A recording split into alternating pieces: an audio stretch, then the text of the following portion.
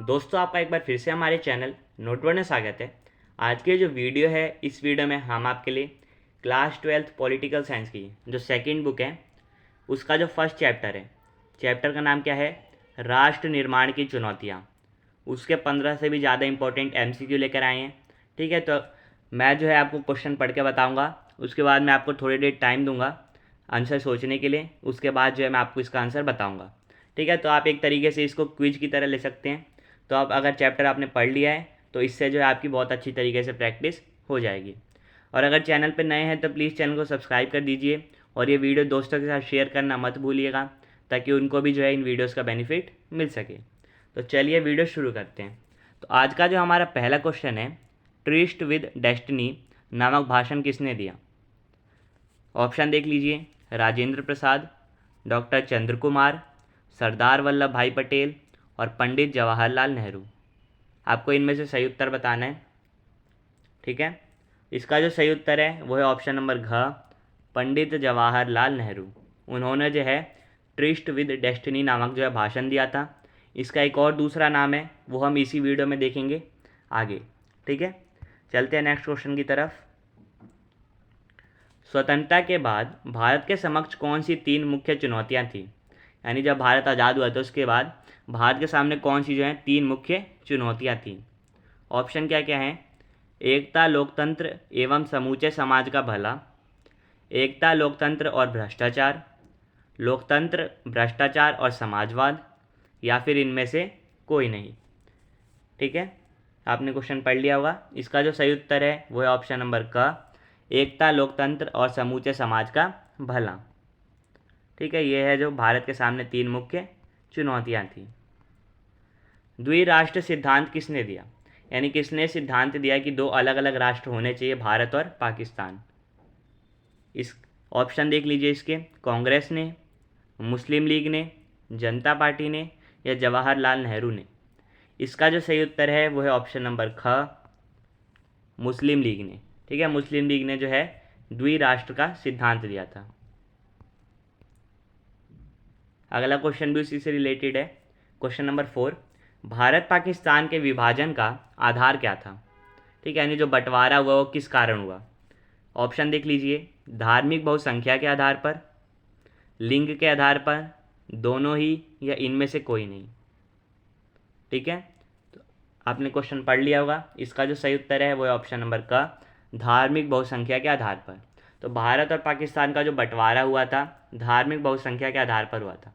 यानी हिंदू और मुस्लिम दोनों धर्म को जो मानने वाले लोग थे उनकी संख्या अधिक थी, इसलिए जो है ये सिद्धांत दिया गया 2 राष्ट्र होने चाहिए अलग अलग, भारत और पाकिस्तान। ठीक है, तो इसीलिए जो है ऑप्शन नंबर का सही है। अगला क्वेश्चन देखते हैं। खान अब्दुल गफ़ार खान कहाँ के निर्विवाद नेता थे? ये हमारा 5वां क्वेश्चन है। इसके ऑप्शन क्या हैं? भारत के, उत्तर भारत के, पश्चिमोत्तर पाकिस्तान के या पूर्व पाकिस्तान के। ठीक है, तो इसका जो सही उत्तर होगा वो होगा ऑप्शन नंबर घ, पूर्व पाकिस्तान के। ठीक है, तो अब्दुल गफ़ार खान जो थे पूर्व पाकिस्तान के नेता थे। छठा क्वेश्चन है, मुस्लिम लीग की स्थापना कब हुई थी? ऑप्शन देख लीजिए, 1947 में, 1940 में, 1905 में या 1906 में। ठीक है, तो ये जो क्वेश्चन है इसका जो सही उत्तर है वो है ऑप्शन नंबर 4 जो है 1906 में। ठीक है, सन 1906 में जो है मुस्लिम लीग की स्थापना हुई थी। अगला क्वेश्चन देख लीजिए, मुस्लिम लीग के संस्थापक कौन थे? यानी मुस्लिम लीग की जो स्थापना थी किसने की थी? पहला ऑप्शन क्या है, मोहम्मद अली जिन्ना, अब्दुल गफ़ार खान, मौलाना आज़ाद या फिर अयूब खान। तो मुस्लिम लीग के जो संस्थापक थे वो थे मोहम्मद अली जिन्ना। इसका सही उत्तर हो जाएगा ऑप्शन नंबर 1। ठीक है, क्वेश्चन 8 है, भारत में कितनी रियासतें थी?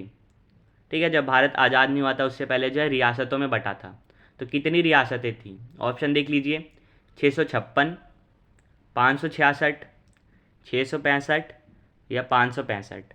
इसका जो सही आंसर है वो है ऑप्शन नंबर 4, 565। ठीक है, नेक्स्ट क्वेश्चन, किस भाषा के आधार पर 1953 में आंध्र प्रदेश राज्य का गठन किया गया था। ठीक है, यानी 1953 में जो है आंध्र प्रदेश राज्य का जब गठन हुआ था तो किस भाषा के आधार पर हुआ था? ऑप्शन देख लीजिए, तेलुगु, मलयालम, कन्नड़ या तमिल। इसका जो सही उत्तर है वो है ऑप्शन नंबर ए, तेलुगु। ठीक है, तेलुगु भाषा के आधार पर जो है आंध्र प्रदेश राज्य का गठन किया गया था 1953 में। ठीक है, 10वां क्वेश्चन, भारतीय संघ में शामिल होने वाली अंतिम देशी रियासत कौन सी थी? ये जो है आप सभी को पता होगा। इसका जो ऑप्शन है वो देख लीजिए, जम्मू तथा कश्मीर, हैदराबाद, जूनागढ़ और बीकानेर।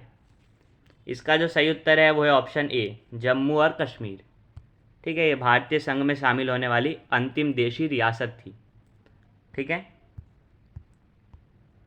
क्वेश्चन 11, लौह पुरुष के रूप में कौन जाना जाता है? ये क्वेश्चन मेरे को लगता है जितने भी बच्चे ये वीडियो देख रहे हैं सभी को पता होगा।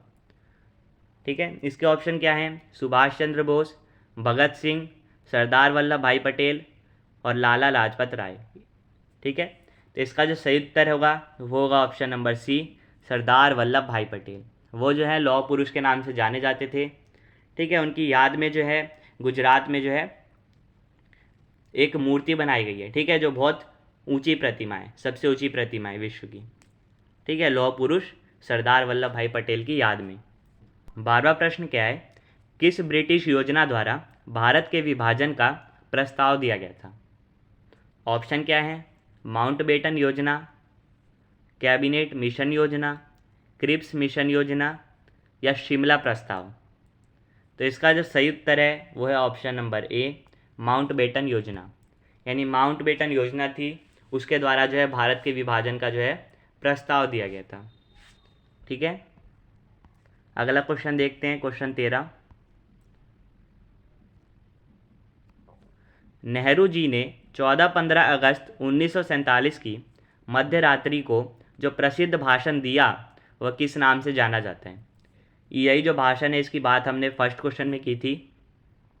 ठीक है, तो ये किस नाम से जाना जाता है भाषण? ऑप्शन देख लीजिए, आज़ादी की घोषणा, भाग्यवधू से चिर प्रतीक्षित भेंट, ट्रिस्ट विद डेस्टिनी